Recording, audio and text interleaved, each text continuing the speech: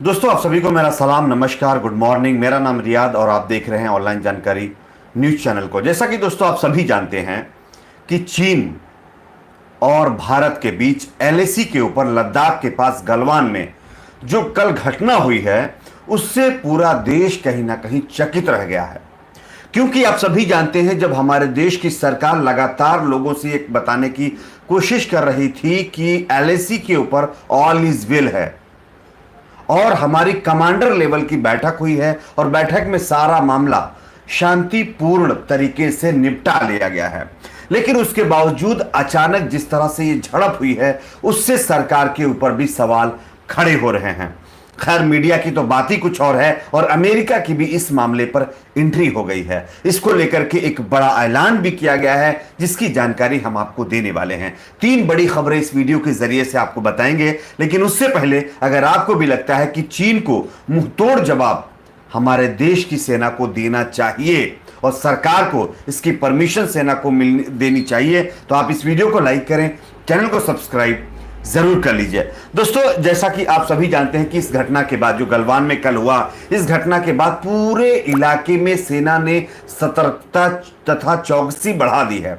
चीन सीमा पर 45 साल बाद इस तरह की पहली घटना है। 45 साल तक कोई भी घटना अभी तक इस तरह की नहीं हुई थी। इससे पहले 1975 में अरुणाचल प्रदेश में तुलुंग ला में संघर्ष हुआ था, जिसमें 4 जवान हमारे बीच नहीं रहे थे। भारतीय और चीनी सेना के बीच पूर्वी लद्दाख में पैंगोंग झील, गलवान घाटी, डेमचोक और दौलत बेग ओल्डी में तनाव चल रहा है। आप सभी जानते हैं, बड़ी संख्या में चीनी सैनिक वास्तविक सीमा पर पैंगोंग झील सहित कई अन्य क्षेत्रों में घुस आए हैं। फिर से मैं कह रहा हूं, घुस आए हैं।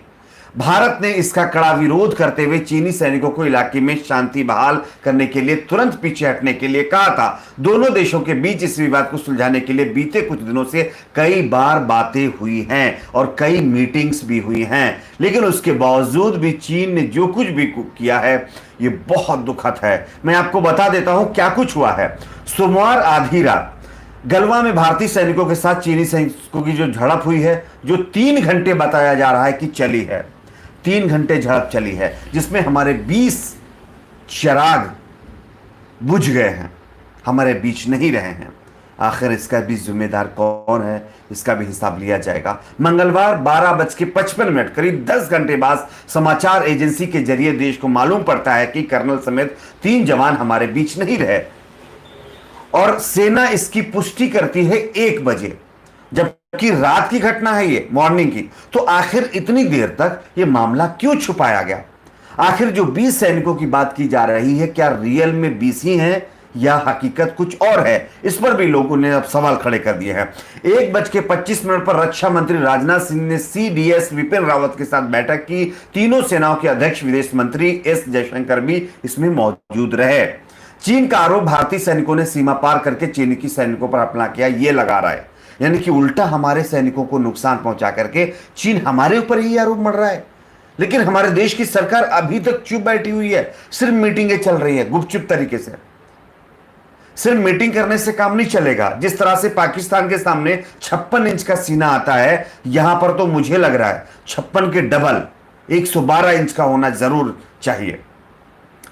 1:42 में आपको बता देता हूं भारतीय सेना का बयान। डी एस्केलेशन प्रक्रिया के दौरान हिंसक झड़प में दोनों तरफ नुकसान हुआ है, यह बात कही गई है। 2 बजे ब्रिटिश अखबार द टेलीग्राफ ने दावा किया कि कम से कम 34 भारतीय सैनिक अभी भी लापता हैं।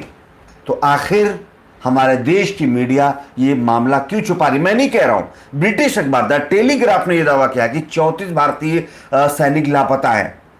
3 बजे पीएम मोदी की मुख्यमंत्रियों के साथ वर्चुअल बैठक, मुद्दा कोरोना था, यह नहीं था। रक्षा मंत्री से मुलाकात भी हुई थी। शाम 5:25 पर पीएम मोदी से मिलने पहुंचे विदेश मंत्री जयशंकर, राजनाथ ने पीएम से फोन पर बात की। 5:30 बजे की बात करें, शाम को 5:45 बजे रक्षा मंत्री के आवास पर फिर उच्च स्तरीय बैठक हुई है। 8:30 बजे रात को सुरक्षा मामलों की कैबिनेट समिति की बैठक हुई। रात 9:30 बजे 20 जवानों की जो घटना हुई है टीवी पर पहली बार दिखाई गई। समाचार एजेंसी ने संख्या 10 बताई। लेकिन सेना ने ये आंकड़ा 20 बताया। तो आखिर हमारे देश की मीडिया भी बहुत कुछ देश के लोगों से छिपाने की कोशिश कर रही है, ये तो स्पष्ट हो गया है। आप सभी जानते हैं कि मीडिया चैनल्स में बैठे हुए दलाल पत्रकार लगातार सरकार को बचाने की कोशिश कर रहे हैं, जबकि मिलिट्री को ही उल्टा उसका दोष दे रहे हैं कि उनकी लापरवाही रही होगी। आप सोचिए, जिस घर के 20 चिराग बुझे हैं और यह आंकड़ा 20 ही है या कुछ और है, ये तो बाद में पता चलेगा, लेकिन अभी जो आंकड़ा बताया जा रहा है 20 है, उनके घरों में क्या हो रहा होगा। जो लोग या फिर जो सरकार में बैठे हुए सत्ताधारी नेता ये कह रहे थे कि हम देश को कुछ भी खरोच नहीं आने देंगे, नेपाल जैसा देश हमारे ऊपर हमला कर रहा है। चीन की तो बात ही छोड़ दीजिए, पाकिस्तान, नेपाल, चीन, 3 देश लगातार हमें आंखें दिखा रहे हैं। आखिर विदेश नीति कहां गई? जो दावे किया करते थे कि हमने सब कुछ ठीक कर दिया है, विदेश में जाकर के डंका बजा दिया है, तो आखिर विदेश में डंका अगर बजाया गया तो उसकी आवाज क्यों नहीं आ रही है? खैर, इसमें अब जो है चाइना ने एंट्री कर दी है। चाइना आप सभी को पता है, मैं खैर चाइना, अमेरिका ने एंट्री कर दी है। अमेरिका, जैसा कि आप सभी को पता है, चमचागिरी करने में आगे है। और आप सभी को पता होगा, नमस्ते ट्रंप के चक्कर में हमारे देश के 200 करोड़ रुपए खर्च कर दिए गए, लेकिन उसका कोई फायदा अभी तक होता हुआ दिखाई दे रहा है? मुझे तो नहीं दिखाई दे रहा है। आपको दे रहा है क्या? नीचे कमेंट बॉक्स में जरूर शेयर करें। खैर, भारत चीन जो सैनिक मामला हुआ है, जो एलएसी पर विवाद हुआ है, उसमें अमेरिका की एंट्री हो गई है। अमेरिका ने जो बातें कही हैं वो मैं आपको पढ़ के बता देता हूं। पूर्वी लद्दाख में भारत और चीन की सेनाओं के बीच हुई झड़प पर अंतर्राष्ट्रीय समुदाय की निगाहें टिकी हुई हैं।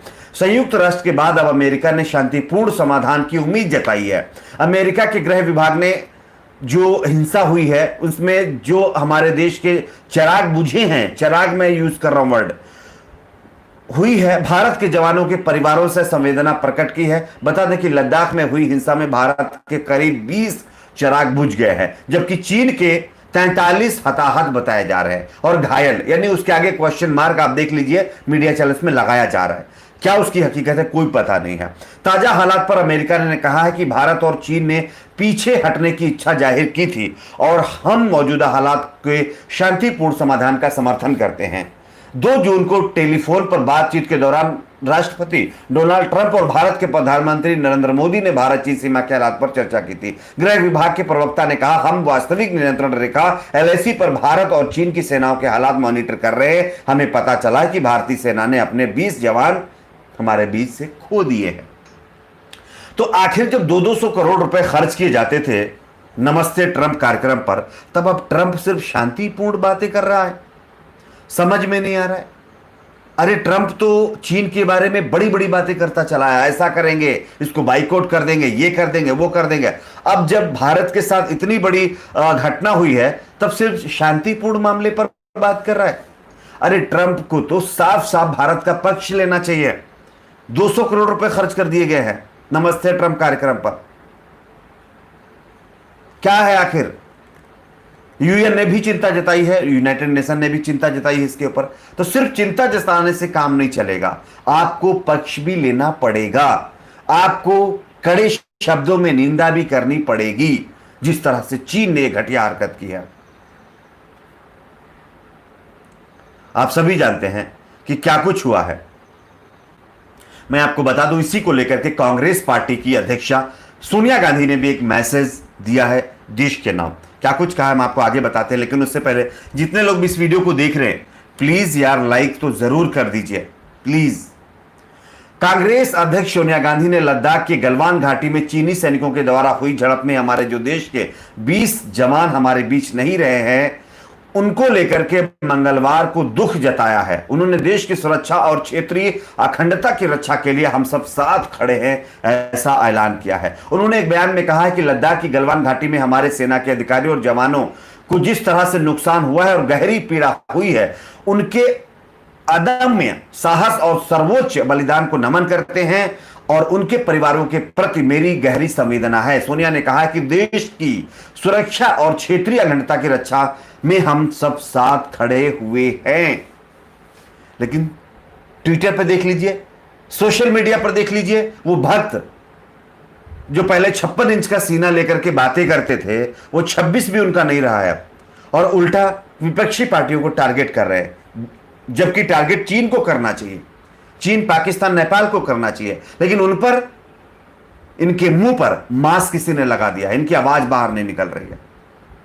आपकी इस पर क्या राय है नीचे कमेंट बॉक्स में बताओ। और मैं आपको बता दूं, मीटिंगों का दौर अभी भी जारी है, मीटिंग चल रही है, क्या फैसला लिया जाएगा, जैसे ही कोई इंफॉर्मेशन आएगी हम आपको जरूर इत्तला करेंगे।